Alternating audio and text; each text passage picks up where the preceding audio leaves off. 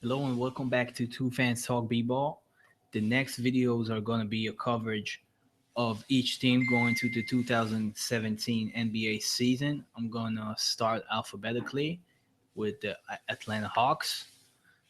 So, going to the 2017 season, we're going to see what the roster is right now for the Atlanta Hawks as for this date. What we're gonna expect from the point guard position. They're pretty much gonna, I think, from what I can tell, they're gonna start off Dennis Schroeder. He's a young point guard. He showed he can replace Jeff Teague. That's why they shipped him off to the Pacers. So I think he's gonna get the starting position in minutes. There's no reason he shouldn't get. And I hope to see him evolve and just show what he can do because last season he showed what he can do and he's a pretty good point guard. The shooting guard is a bit more problematic because you got players that are a nice fit in that position. Tim Hardaway Jr. You also got a player like Kyle Korver, which was which started last year. He's like 35, so there's no idea how much he can carry on and play on and on a high level. I think he's going to be good, but I think he's going to be good this season. But who knows? Just age of 35, um, that's no joke. So either one of these guys going to start off playing the two, the three. What Atlanta did is play Kent Bazemore. They re-signed him again and brought him back to Atlanta. They gave him a 4-year deal. So they're playing Kent, which is 6'5". They're playing a really small free with him. He's not much of a great shooter, but he plays hard. He's somewhat athletic, but it's kind of a problem with him playing the free. He's kind of undersized, but I think they're going to go with him. That's why they re-signed him. They like what they see in him.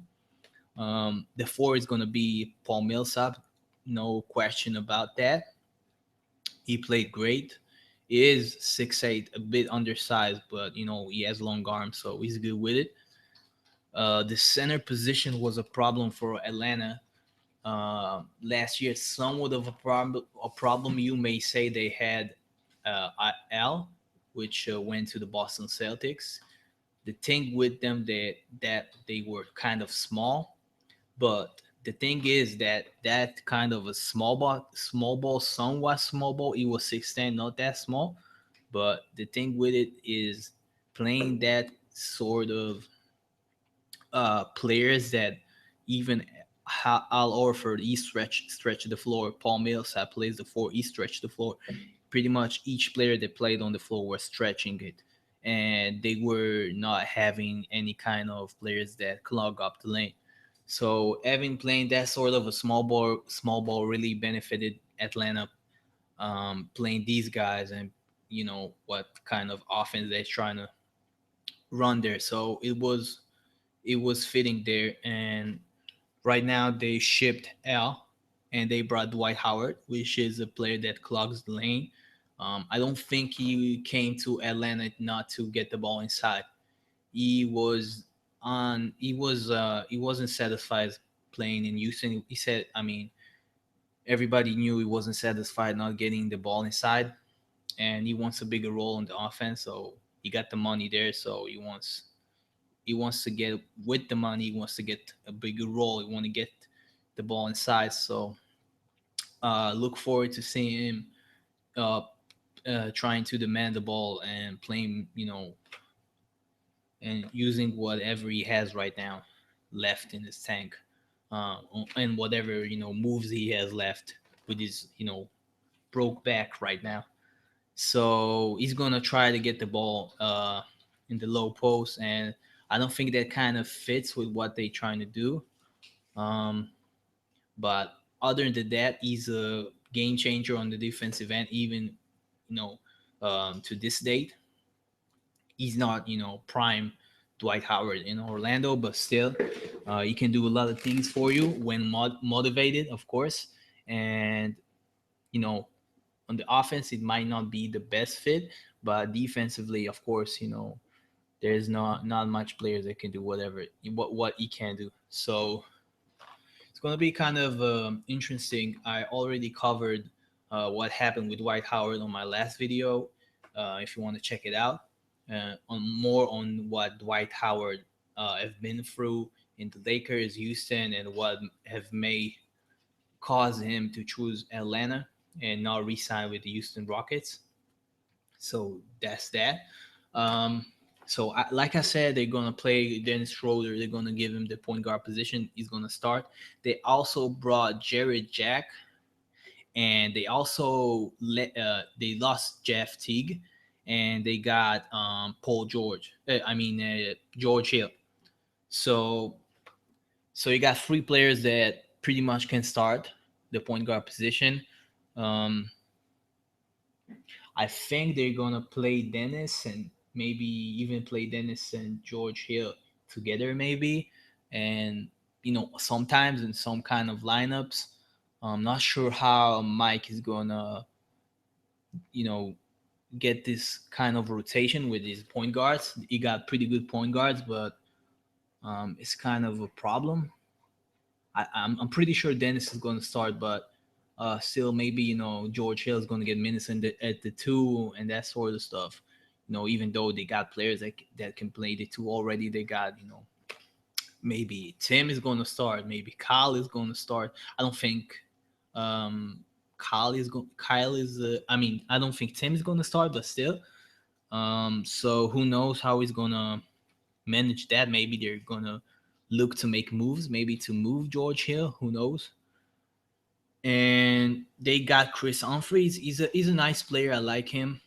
He managed to extend his range beyond the 3 point line. That's always good. There's like a trend. A trend. That's what players that are big but not dominant. They're not so.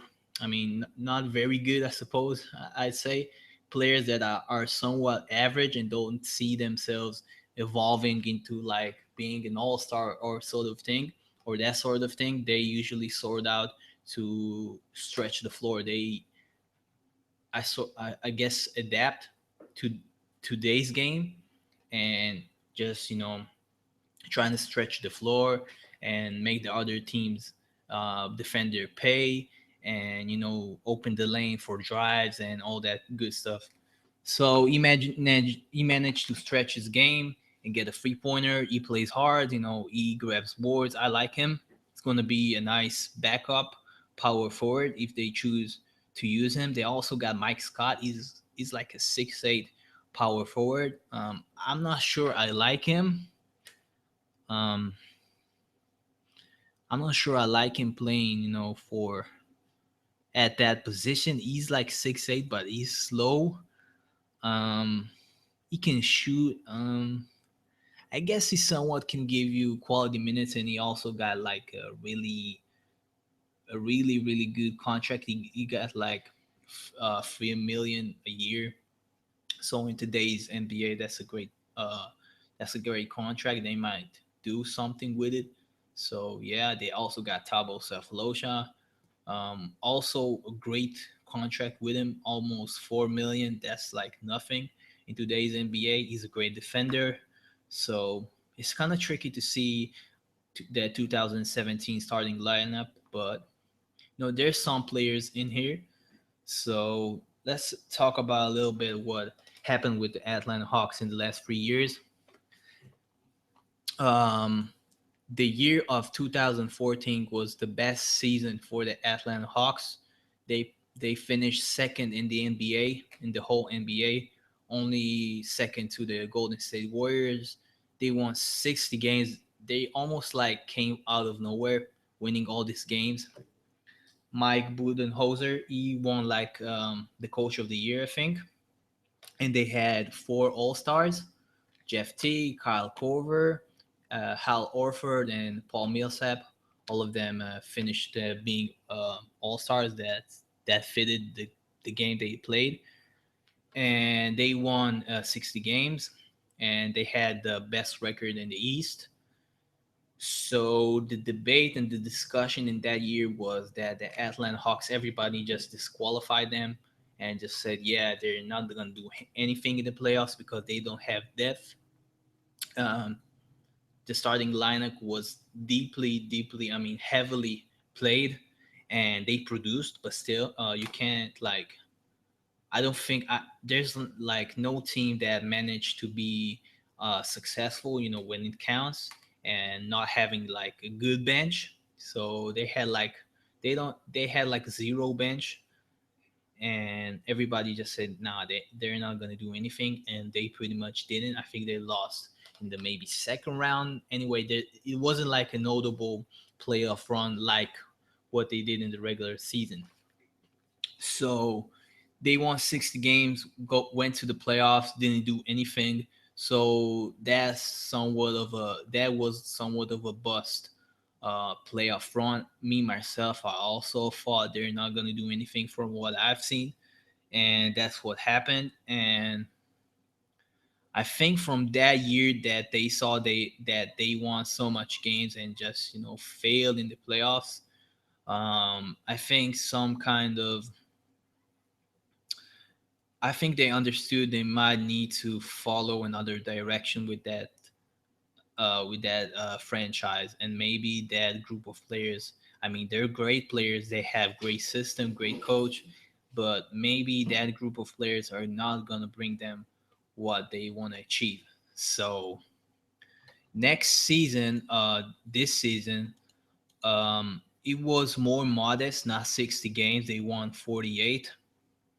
This year was pretty much the emergence of Dennis Schroeder, and then realizing they might need and should ship out Jeff Teague. He was an all star, but still, I didn't see him elevate this game to being on the level with a lot of elite point guards in this league, and I think they just thought they need to move on with him from him, so they shipped him to the Pacers with Paul George. Um, and yeah, that was like another subpar playoff run for them because they had, I mean, 48 wins in the Eastern Conference is great, and it's just they just failed in the playoffs again.